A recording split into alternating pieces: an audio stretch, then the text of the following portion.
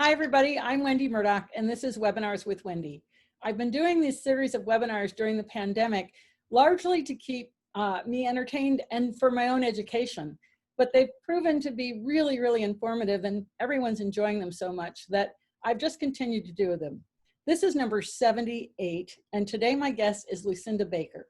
We met a little over a year ago, Memorial Day weekend in 2019, when Lucinda organized a workshop, and it was fabulous because Dr. Stephen Peters and Sharon Wilsie were there. And so when I've known Dr. Peters, and of course we've had him on the webinars twice now, and Sharon's our most, we've had her the most frequently. She's done 6 of these webinars. So it's really nice to bring Lucinda in because she was part of that whole gathering that we had that she organized, which was really fantastic and people really enjoyed it. So if you have any questions as we go along, please just put it in the chat or the Q&A. I'll ask them as it's appropriate. And I'm going to ask Lucinda to please give us her background and introduce herself here. And she's going to talk to us today about ethology, and I'm sure we'll get into a lot of different things. So welcome, Lucinda. Thank you so much for joining us. Well, thank you. And Wendy, I just want to say thank you for inviting me. This is really special. And I hope I can give some information that will be helpful to people. Sure. I started writing, typical kind of story when I was 4, went into hunter jumper, trained with a very eccentric person, Jimmy Williams. Oh yeah. And it was quite a ride. Yeah, I bet. And until I was about 15, then I got out of horses. I found boys in school. And so besides that, then I ran a company. I was a CEO for 30 years, got back into horses when I was about 46. And that's one of the stories in the book that I sent you of Being Heard. That I wrote about little Nemo and how I got back into the whole world of horses again. So I've been a teacher, a researcher, a CEO. I have a lot. When you get to be 67 years old, you have a lot of information that you are able to share with people. So that's kind of me in a nutshell. We live in Bend, Oregon. I'm married to my husband of 32 years, and we have 30 head of horses here. We use the horses for both teaching and people come on board a little bit. So we have a pretty busy life here in Bend, Oregon, and it's been very interesting to get creative with the COVID situation going and still continue to teach.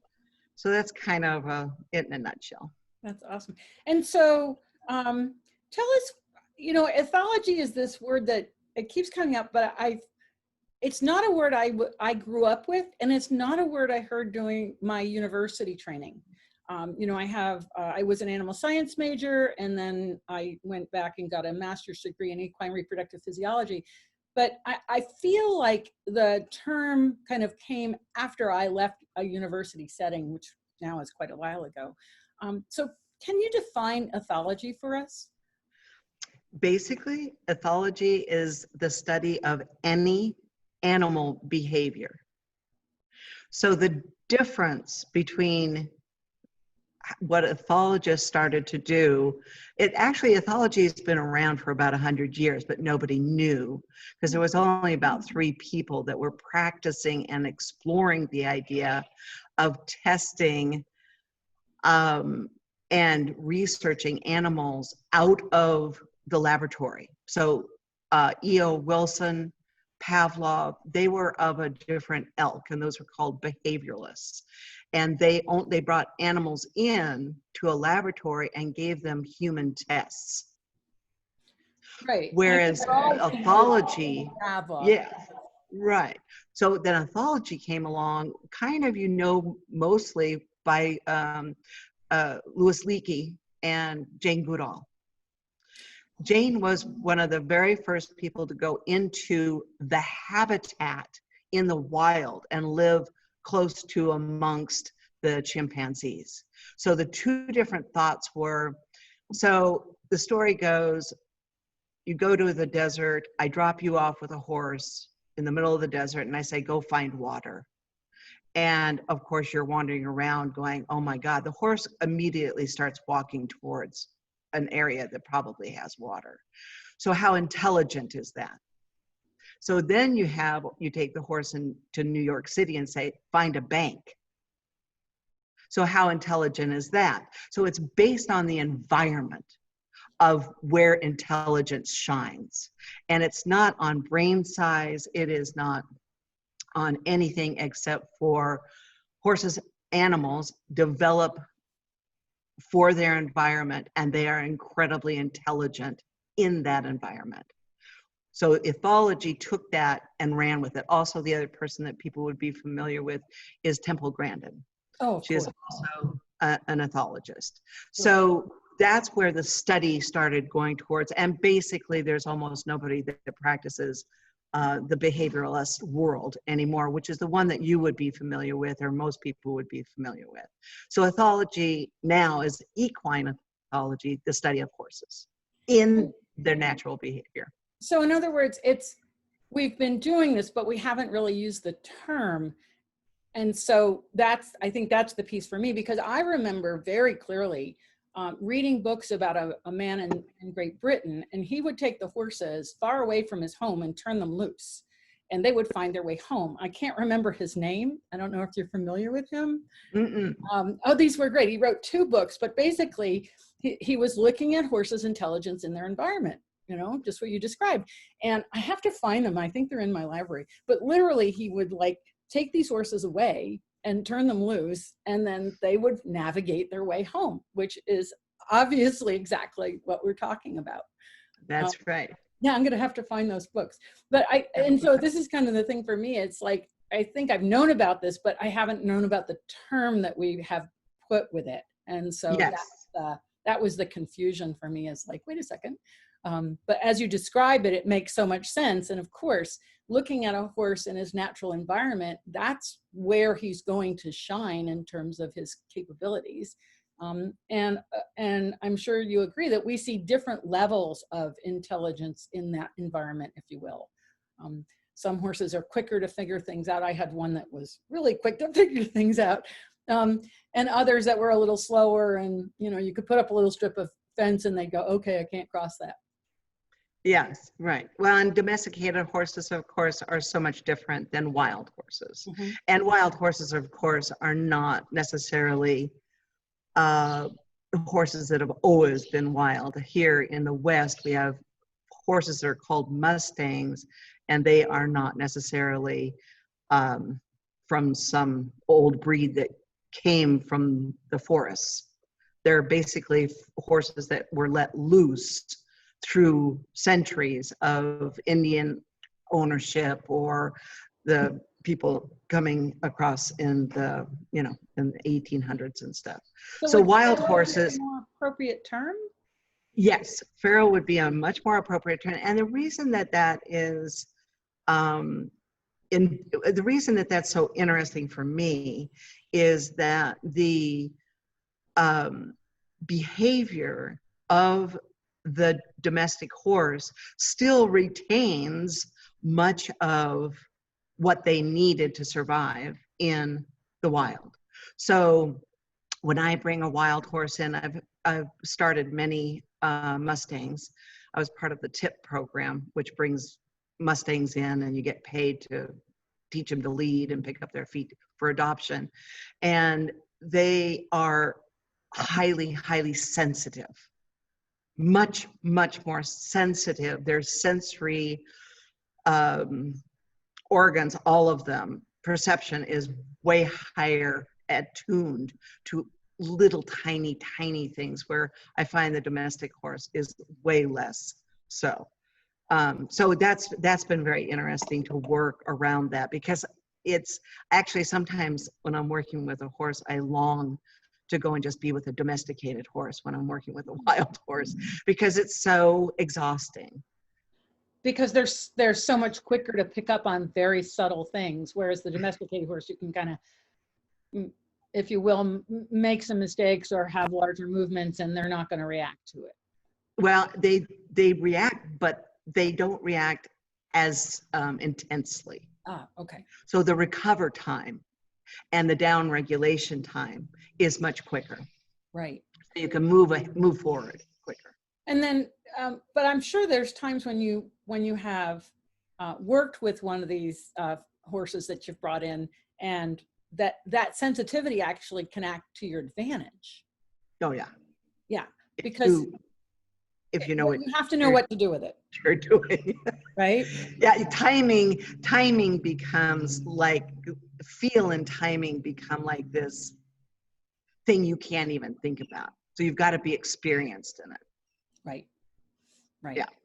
And so, you know, I find it interesting, and we could get off on many tangents, I think, here, that in order to deal with a more sensitive horse, we obviously have to be more sensitive in ourselves.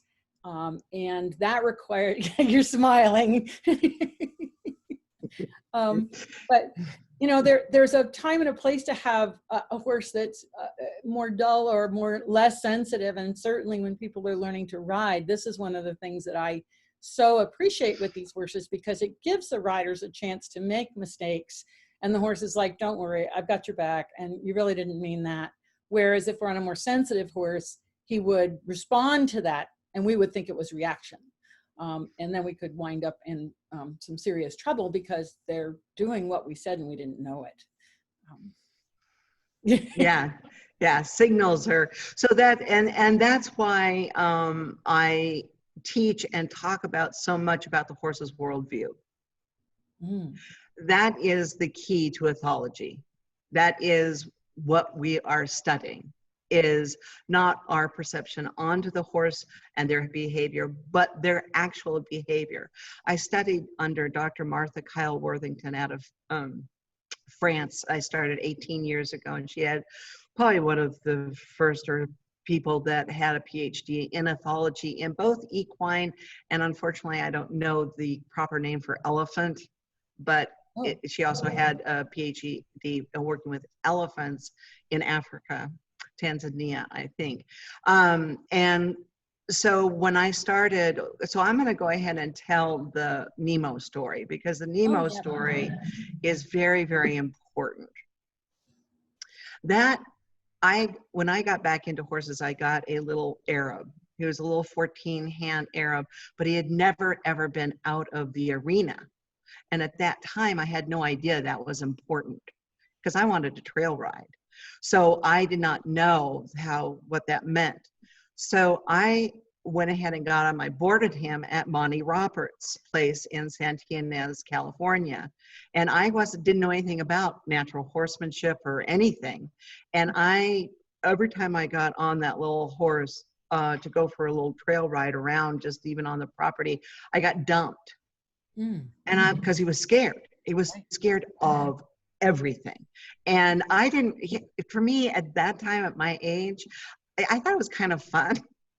I mean, I wasn't worried about it. And when we did that, it wasn't, you know, he was just scared. So he'd skit more than buck. So as I was going, next 5 years of having him, we went to, once I found out about natural horsemanship, I went to Buck Brannaman. I spent 3 weeks with Ray Hunt. I went to Dennis. I did all of these clinics, probably 5 years, literally spending about $50,000 in clinics. I learned a lot. I don't discount what I learned at all. But they were I could tell they were missing something of telling me, because when we would be riding down the trail, his head would swing to the right and to the left. He wasn't doing it in a scared thing with his head up and snorting. His head was down, and he would look to the left and to the right. I mean, the whole trail ride. So it was incredibly uncomfortable. I mean, he's under me with his head moving the whole time. So yeah, really uncomfortable. So finally one day I'm going along and I'm thinking to myself, what are you looking at? So I didn't mess with his head. I mean, I really wanted to know what he was looking at. So I looked out into the distance of where he was this way. And then he turned his head and I looked that way, and I really looked, and I stayed with him while his head was turned. After 5 years, his head came quiet. Wow. I'm like, okay, we have done we have made the wrong thing hard. We've made the right thing easy. We've gone around bushes. I'm going to get to his feet. I'm doing all of these things over and over, and I could never stop this. And then one day I just look where he's looking and pay attention to his concerns. The whole time that I was riding him, he was actually trying to take care of us by keeping an eye out all over deep into the forest while we were riding. I had no idea at that time that's what he was doing and how important he felt his job was. Once I found that out, I realized there was more to the horse world than just the natural horsemanship, which I don't discount. I don't discount. Anything is not non-abusive to horses and training. But that was not my problem. My problem was that that his head was. So I went ahead and I started researching, and I found Martha, Dr. Worthington, and she was the only one I could find that had been studying and had a degree in equine ethology. So I bought every book. I started researching and reading. I contacted her. I asked her if she's in France, I'm here. Zoom was not available back then. So there was a lot of emailing. So I went ahead and followed that thread and learned about the horse's world view. What year was this, Lucinda? Say that again. What year was that, approximately? I have all this written down. I am really bad about time, but I think I found her in 2005 or 6 maybe. I was just curious. Yeah, like 18 so years ago, whatever that kind of equates to. Then after I worked with her for a very, very long time, then she said, she started getting into the neurology, into the neuroscience. And we started talking about it. I'm like, oh my God, this is so exciting. So I got into it. And so we started finding out about the central nervous system and the brain and the autonomic system. And then we really started understanding and getting a really good feel for how the horse perceives the world. Okay. And because of all of the equipment now that we were able to use, an fMRI and being able to test for cortisol levels and what have you, even though we couldn't put the horse in an fMRI, we could tell from people being in them that people were being elevated up into the sympathetic nervous system and then coming down to homeostasis and then going to the parasympathetic, and we were able to relate all of what we have learned plus observations, thousands of hours of written observations. Putting all that together, we really started understanding even more so about the horse's worldview. And the reason that that's so important is, and that was one of the things that I've written, I just posted a blog, is about eyes.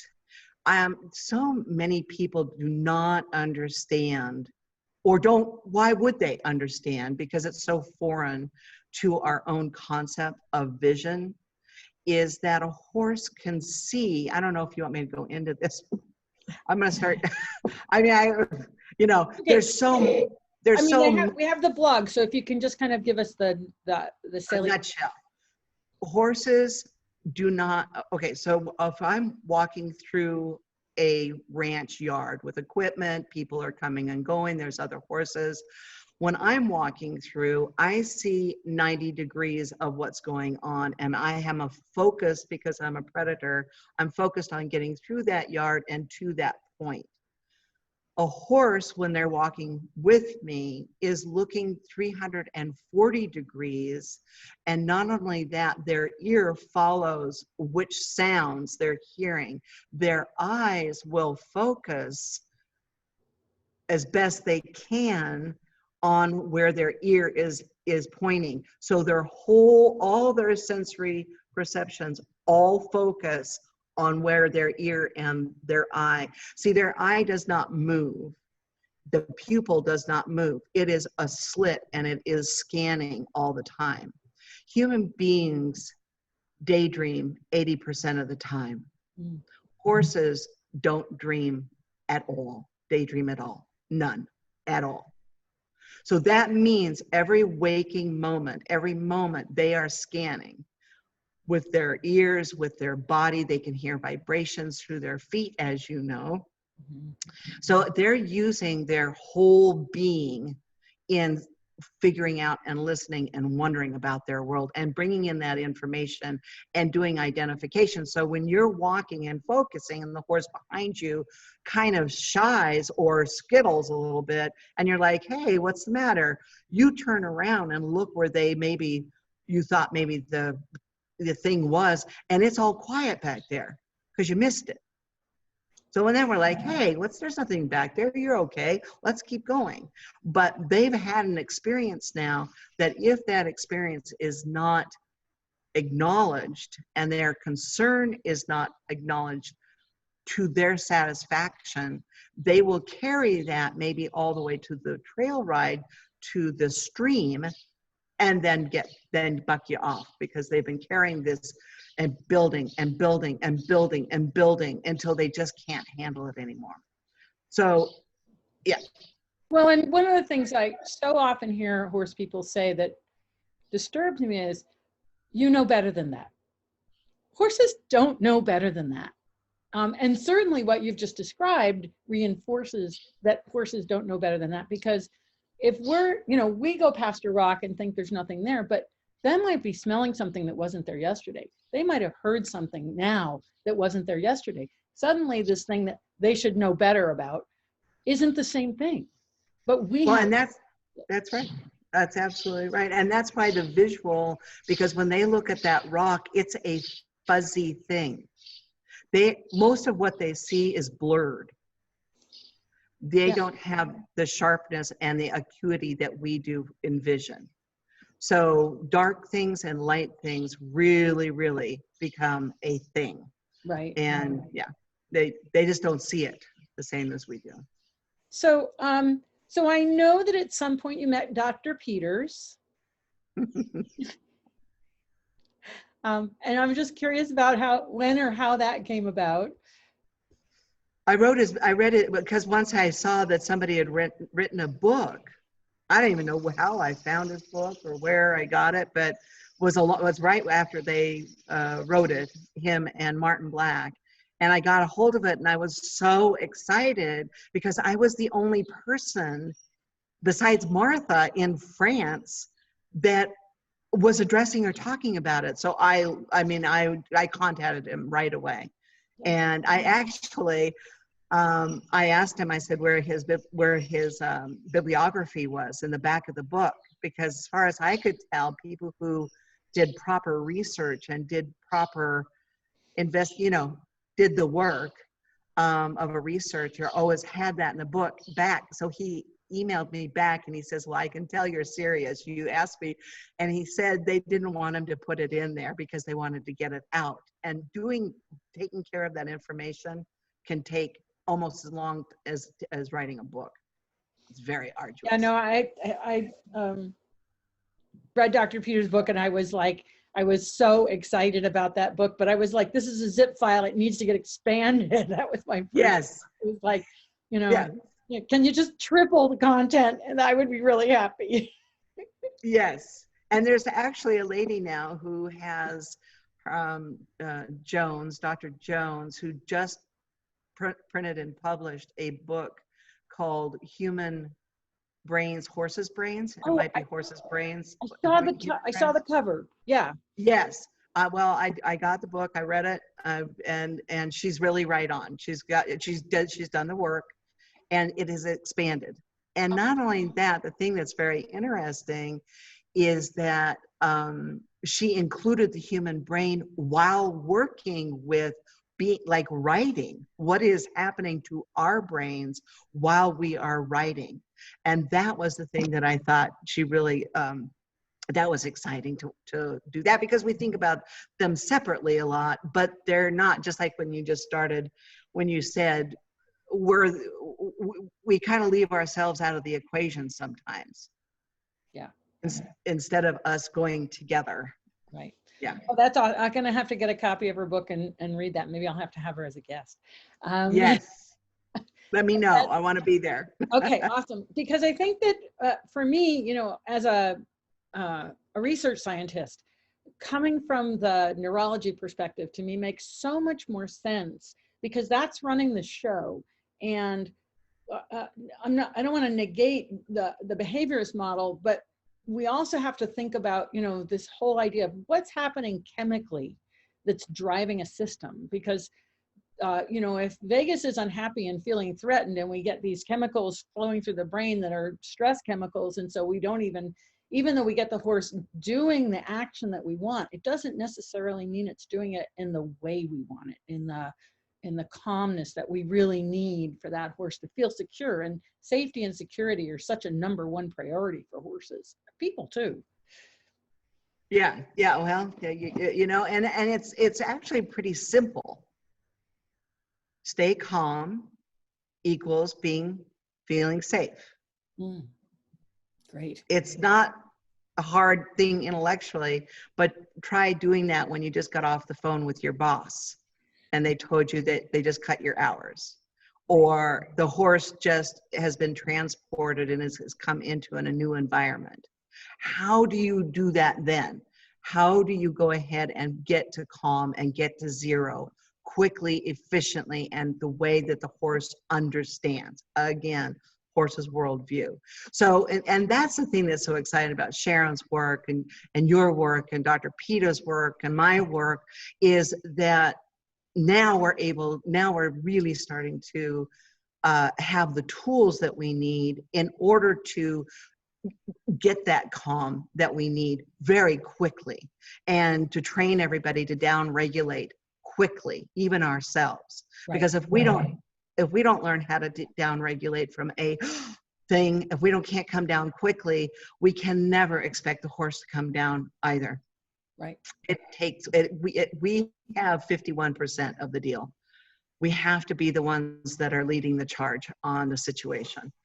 And it's interesting because as soon as I started addressing and acknowledging all of my horse's concerns, so as I'm walking through just walking from one paddock to the S, if a horse is concerned about something, I stop. I look, I listen, I respond, and I want to be there to support them. And as Sharon says, blow away the boogeyman. And someone's just asked Sharon who. It's Sharon Wilsie, who's written a book called Horse Speak. She has a whole system called Horse Speak, and it's Stephen Peters. And I'll just put this in the chat. The book is Evidence-Based Horsemanship. Right. And the Nemo story and the Diego story is the being heard. And the reason that I wrote, and the reason I did that, it was nice to share a nice story, but I wanted people to understand how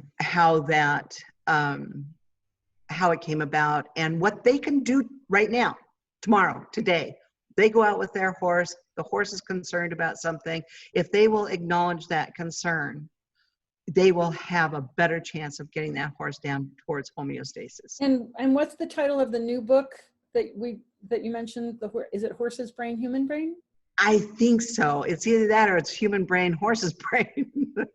Yeah. It's one of the two. Where I saw it, Dr. Jones. Dr. Jones. So if somebody goes into Amazon and kind of puts that. Yeah, the cover has a horse and a person. In and out. Yes, with their brain. Yeah. Yep, I can see it in my head, but so you, and then you met Sharon, you hooked up with Sharon. And I think for me, what Sharon does is help make this understandable in small bits for people to put together. But what you're doing there at Bentwire is you're actually taking people in and working with horses.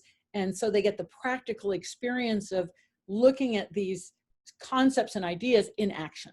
Is that right? Right. Yeah, I have a mandala. You can't see it. It's about there, and the mandala has 4 sections. One is for the neurology, the neuroscience. One is for the ethology, which is the horse's worldview. Then there's learning to learn, which is release and pressure, which is different than pressure and release a little bit. And then there's horse speak. For me, in my mind, when I'm teaching, I need all 4 of those to make it for a complete experience and be able to understand and truly understand what the horses need. So when they let's need talk a little bit about that third quadrant there, release and pressure. Yeah, the common thing, because that has to do, pressure and release has to do with operant conditioning. Correct. And that means that, you raise a whip, the horse doesn't do anything, but the next time you raise the whip and hit the ground, the horse jumps. So then the next day you raise the whip, you don't do anything, but the horse moves away. That is the basics of operant conditioning. So if you put pressure, and that's what the natural horsemanship world is all about, is releasing the pressure when you get the right answer. So if I ask the horse to back up 1 step, and I'm putting the pressure on it, and they do that, they take 1 step, and I release that pressure, I'm basically saying to them, yes, that's the correct answer. So when I do that, that is called what they call pressure and release, and that's very common.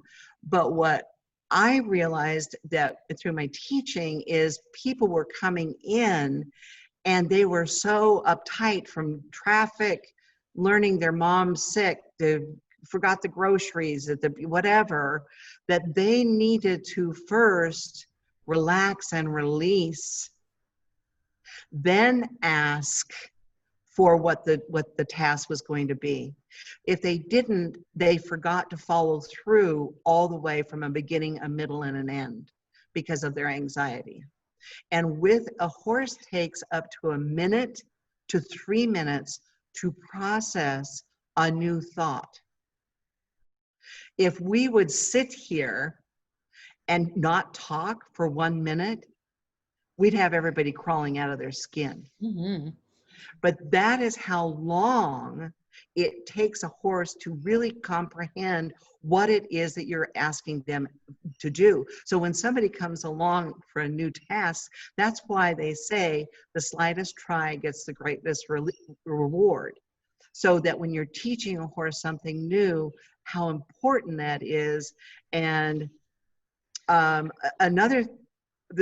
important that information is, but also dwell time. People don't move way too fast for their horses. They're asking for too many things to be done too quickly. The horse does not have the time to process that information. They're still back on what you asked them to do, the first and second thing, and you're on the number 8th and 9th thing and wondering why they're not doing the 8th and 9th thing. It's because they're still processing the first and second thing you asked them to do. Now, once they've learned something from cues, then their myelination of their brain has strengthened.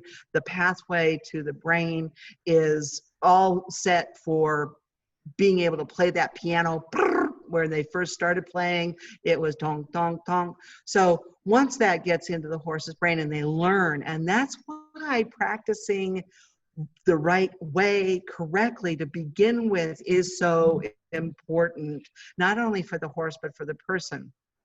If you practice something and you keep practicing it incorrectly, you are actually building the pathways stronger for that incorrect information, and therefore it takes longer to get to from A to B for what you really wanted. And hence why that's so important for coaching, for videoing ourselves, for seeing a professional. That is what those people are for, is to make sure you're practicing correctly. So that is, yeah. Well, so you more brought information. up really fantastic points, because like through my experience with Surefoot, one of the things that I keep telling people is that most of the horses, when we're looking at them, they're what I call pushed. They're already into a stressed position, and they might appear calm, but they really are not internally okay. They're in some degree of what Robin Hood coins slush. So freeze, you know, can't move, but slush, going through motions, but not really present due to some degree of stress.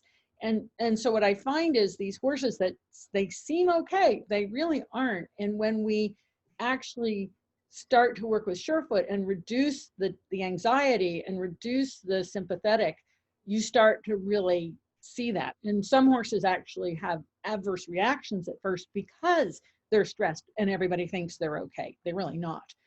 Yeah.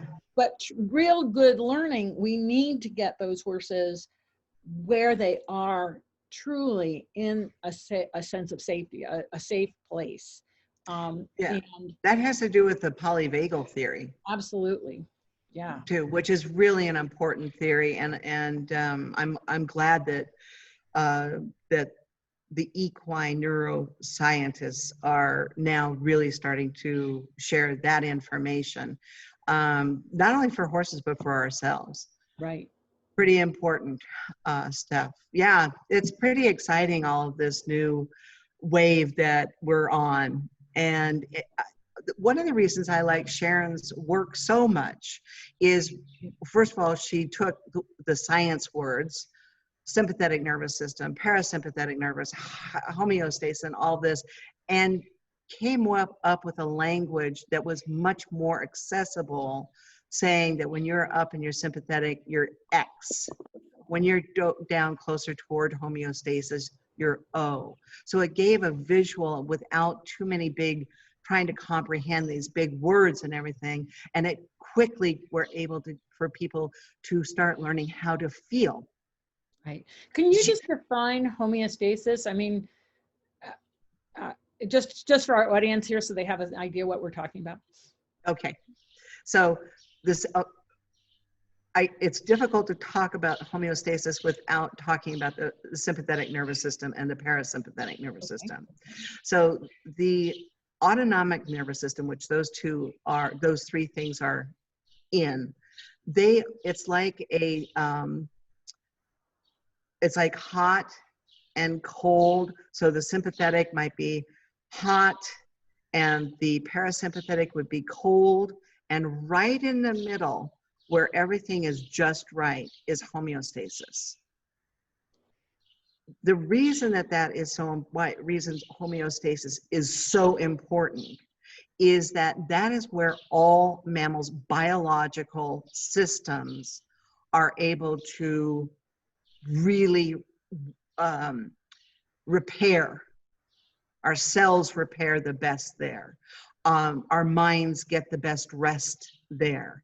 Our biological systems crave that time of homeostasis. So if we are constantly in stress, like you were talking about, or a horse is, then the sympathetic nervous system, where their eyes are, their lungs, their internal organs have gotten ready to fight or flight or freeze. So everything about them, they suck in their guts, they expand their lungs, their eyes dilate, and they're ready to run or fight. When you get down into the parasympathetic nervous system, all of a sudden you are resting, you're digesting. That's where you might have, have sex. All of that is where that has to be. So homeostasis is right in the middle, and it's where we have a resting place. That's where all horses want to be. And I have a rabbit story, and I'll tell you real quick. So there's two rabbits, they're in a meadow, and one of them is a gray rabbit, is bouncing around, having the most fun ever, bouncing and running around. The other rabbit is slowly just nibbling. The little brown rabbit is just nibbling away. Coyote comes. Which one does the coyote go after? The gray one, the one that used up all its energy. Yeah. So horses are exactly the same. They do not want to use any energy at all that is not purposeful. So that is why when I'm teaching, we always make sure we have a job to do. whether it be going and taking some ribbons off of a pole, or we just are going to go and check the fence, even though the fence doesn't need checking.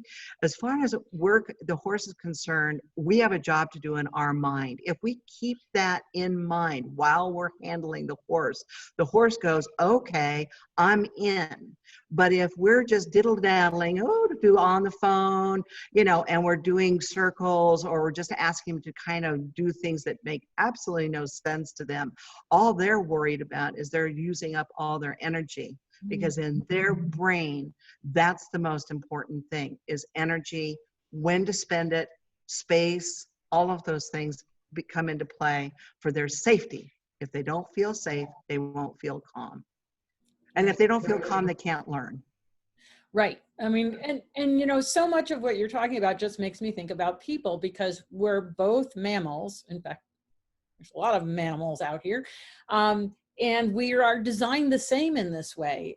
And so I often relate back, and I think that's what that book, Horse's Brain, Human Brain, is going to do, is how similar we are in these functions and in these survival mechanisms that are innate to mammals. And so the polyvagal theory, can you just, somebody's asked if you can just kind of briefly describe that, because again, this is a mammalian structure, a mammalian function for a purpose. Yes. So I have just started studying, it's Dr. Porges. He's the one who came up with the polyvagal. And there's another lady who, her name is Deb Dana, and she wrote another book with the blessing of Dr. Porges that's actually a little bit easier because it's written for therapists, where Dr. Porges's book is written as a researched document, expanded. So it's quite scientific and very, very, Deb Dana's is much easier to comprehend in a shorter amount of time. What it is we have two nerves that go, one goes by the eye and around into the heart, which is a newer one. There's two different ones developed. One developed when we had a reptilian brain was developed, and then the second one was developed later on, which became our social system. Right. So the transcranial nerve is just two different, a ventral and a dorsal. Yes, thank you. Oh, you know what? Thank you very much. I didn't want to get too deep into stuff, but all right, now let's do it. So once you have the dorsal is the newer of the two, or the vagal. Okay, so what happens, and the thing that he found out, is that when you are stressed to a point, you are immobile. You can't think. You can't make good decisions. When you get out of that, and when you're in the parasympathetic, you can't, you're too relaxed.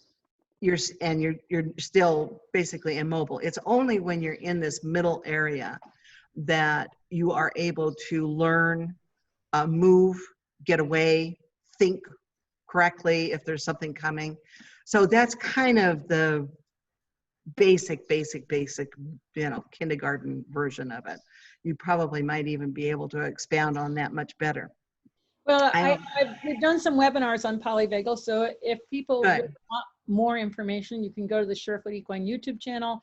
Violet Van Hees has done 2 webinars, and we've touched on it in some others.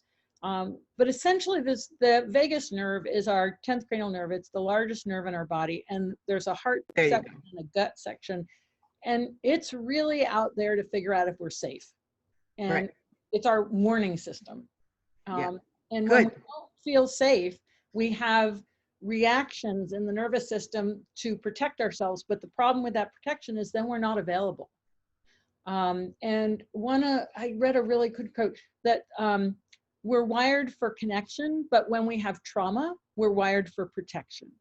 And so in cases like PTSD, what happens is with the vagus system, it gets wired for protection, but that blocks us from connection. And there's a whole social. Yeah, that was a great quote that I can't remember where I got it from, but I did reference it in one of the webinars. And with horses, you know, you can see that all the time. If they've had a trauma, they're now wiring for protection, and you do something that you think might be okay, and they're like reacting really badly. Yeah. Whereas a horse that's not had that kind of experience, and you do the same thing, and they're seeking connection, like, oh, that was curious, what are you doing? Versus, I am totally out of here. And it's the sad thing is that once that's learned, you can't unlearn things. You can't unlearn trauma, but you can rewire the brain. Right. So when I come back to the whole thing about addressing the concern, even though you're rewiring that brain for trauma, if they are falling back into that trigger that is triggering the trauma, if you will address it and move them away and get them focused by moving their feet, is the one thing that they have found is that once somebody is in trauma, a horse is in trauma, not to stand still, move, even if it's in a circle, do something that looks and feels like you're doing a job. And that has helped a lot of horses and people, is this whole thing of doing a job. Because if they are traumatized, then it gets them moving, gets everybody's feet moving, and they can start coming out of that part of their brain. And it's also related to how you discharge that vagal charge, if you will. Yeah. I've had the opportunity to work with some former Marines that were 80 to 100% disabled, and they're working with horses. And one of the things that they have been doing with these men and women is teaching them things like leather craft and saddle making and hat making, because the movement is really the key to releasing that trauma. And that's right. So, you know, I mean, you see the deer in the headlight, it freezes, but what does it do to discharge? It moves. Right. And so there's this whole connected piece of movement, which feeds in. And it's just, I'm so excited about where we are right now in terms of our understanding, because I think it feels like we're on the precipice of taking wing and really getting a handle on how to help people and horses, and what optimum learning looks like, what optimum learning really is, not just what we, sit at a desk and here you have to write or do what I say, I'm going to do it 10 times, but what is optimum learning? And one of the key things of that is, how much rest does the system need for optimum learning? That's right. That's right. And that, that comes in with eating right and blah, blah, all the other things that come into it. When you were talking, I was thinking about, I saw a little comment at the bottom that somebody said, distraction. So purposeful movement is the key, not just distracting them with something else. Purposeful movement, whether it be, like you said, you talked about the human doing leather work or something, but it has to be purposeful movement. Again, horses don't take lightly, they don't understand, and it can be concerning for them if they're just doing things randomly, and especially if they're doing them too fast. So doing something too fast just to distract them could cause them to go higher into the sympathetic, opposed to coming back down and getting quieter. A job. That's right. Yeah, somebody and I said think that's a really good point, because if you're concerned and you're trying to figure something out, but you're being, made to do too much, you can't process, and you're trying to process and you can't process. So I do think that's a really good point, that that it has purpose. And I'm not sure that speed is really a requirement here as much as clarity. I think speed is something you want to decrease. Stay away from. Yeah. Staying away from speed in horses, with horses, unless they're trained to go into very high speeds, is traditionally, or not, maybe not traditionally, but just isn't a good idea. Right. Going slower and waiting on them. A lot of times people will walk off and I'll say, where are you going? You forgot to take your horse. Because they're in their brains and they're going, but they forgot to connect first with the horse and go, let's go together. Yeah. Opposed to, I see that over there, that's where we're going, boom. And then the horse is like wondering where they're going, and then, oh, we're going there, oh, okay. So taking your horse with you is really important. Yeah, and that's a lot bigger body. It can take some time to get from the front to the back. And if we rush that process, if we don't acknowledge, and this is where Sharon's work again comes in, is that you can see it process through, and you see the tail flick, and you're like, oh, yes, okay, the message got all the way through. Now we can do something. Acknowledging that, where I see that the most is when people are leading their horse and they stop, and they think the horse should be able to stop at that speed where they're just two legs, and you've got this whole momentum coming, and without a preparation to stop, without something to say, we're going to stop. So, and that's one of the things I'll say all the time. You need to allow the horse to prepare for a transition. They need to prepare for a transition. And that takes at least, and Sharon would like this, 3 steps, because Sharon loves everything in 3s. But I do that. I'll tell people, okay, just give them 3 goes. 1, 2, and that's what you do when you're going to jump over a fence. It's that last 3 beats is when you train for you and the horse to get connected, to know that it's 1, 2, 3, jump. So preparing for that transition in 3s is really important. It'll help you keep the horse with you. Well, that's just it. It's, we can think faster and we can move faster because we're a biped, and we don't have the mass. So, I always try to explain to people, that head on a 1,000-pound horse is a 40-pound head at the end of a 3-foot lever arm. When you think about the momentum of a head moving, it's huge. It's really huge. And then we just think nothing of kind of pulling it around. It's amazing that they put up with us. Yeah. I mean, really. Can you, let's see, somebody wanted, can you give us a visual of a job purpose for dressage? Often I feel bad for the horses because it seems there's no purpose from the horse's perspective. So it's interesting because as long as the person is imagining a job, the horse will follow suit. So, and because we're such good storytellers and we have great imaginations, did she say for just dressage? Yeah, sure. Her question is about dressage. Right. So so I was watching somebody and they were having a hard time doing a depart canter, and they broke it down where they would go ahead and have the horse moving and then just go ahead and get them to cross over the left to the right just one time. Now that was the job. The horse doesn't know why we're going to go and look to fix the fence. They know nothing about fixing fences. They don't know that they're going to go and get some cattle and why that's important. All they know is the intent behind what the person is asking them to do is the job. So if the person is asked the horse to do something and they release after they've done it, so they have a task. You start the task off, you initiate, and then you're going to introduce. Sharon would like this also. You introduce the task, but you have to have a beginning, a middle, and an end.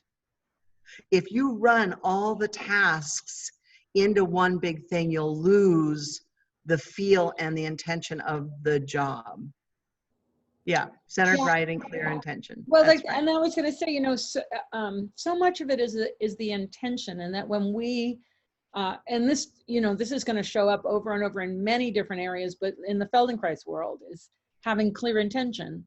And that was something that I have a memory of working with my mentor, Mia Siegel, and a person was moving on the floor without intention, and she came over and just put her foot there and went, like, here's my foot, reach for my foot. And it completely changed the movement through the person's entire body because there was an intention of doing something. That's it. That's the job. And so I think that's the job, is that it's not a random activity. And so often I see people will get into certain aspects of any kind of movement therapy but it becomes random. They lose the intention. But the minute that that's there, and it doesn't have to be a big intention, but it's a focus, it changes the way the whole thing flows. Right. So I had a lady that called me and she couldn't get her horse into the horse trailer.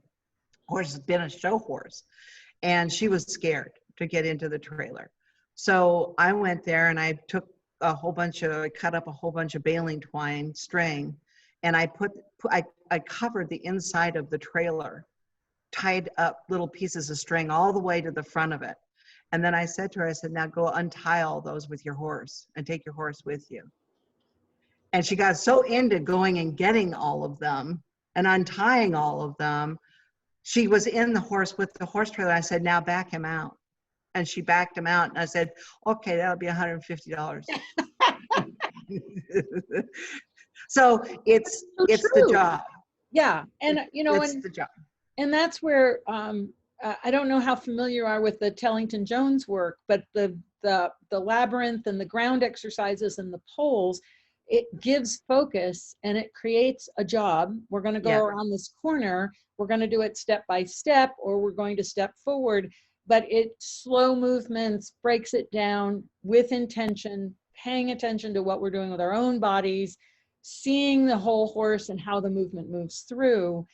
We keep coming back to these threads over and over and over. And that's what is so exciting, is that, we're getting now finally to understand on multiple levels how we need to learn, how we need to train, and how we need to then have that relationship with the horse because of our being present, and providing that safe environment where then we have intention and they can follow our thoughts. Well, and the thing that's so exciting is all of this work that has to do with ethology and the neuroscience and Sharon's horse speak and natural, all of the stuff that we're learning now can be used for any discipline. Yes, absolutely. It's not a new training technique, and it's evidence-based. It's not my opinion. Right. And that's the thing that is exciting for me, because, for when I first started off teaching, people would say, well, that's your opinion. I'd be like, well, yeah, it is kind of, yeah. But once I got into the ethology and the neuroscience and all of this, it's not my opinion anymore, and it can be used for any discipline. Right. And actually, and that's the exciting part. Or things more than just horses, I think. Yeah. Oh, well, yeah. Yeah. And then maybe that's the hard part, because a lot of people want to get on their horse and go and ride. They don't want to necessarily have all this to kind of have to think about. And it's difficult, but it's better than ended up on the ground with a broken back. Oh, so, yeah. Well, and the other thing too, I think, that when we look at learning this way, and I often talk about, like when teaching riding, to make sure that the student has all the letters in the alphabet that they need to spell the words, like W-A-L-K or T-R-O-T. But once you have that, then you can start adding some speed and adding some efficiency, because what the brain does is it sheds the unnecessary neurons to run a pattern, makes the pattern more and more efficient. And then you can just have that great time of, like my horse, I can put a saddle on 6 months sitting in the field and ride him out because he understands. Right. And that's the beauty of making sure that you've done the work, is reap the benefits of the ease, and that you don't have to keep repeating. Well, and the thing is that once you learn to get to calm, it doesn't matter how long it's been or where you are. You can be out on the trail with people. You could be at a show. When they learn that you can bring it down to calm, they start waiting for you. They start looking.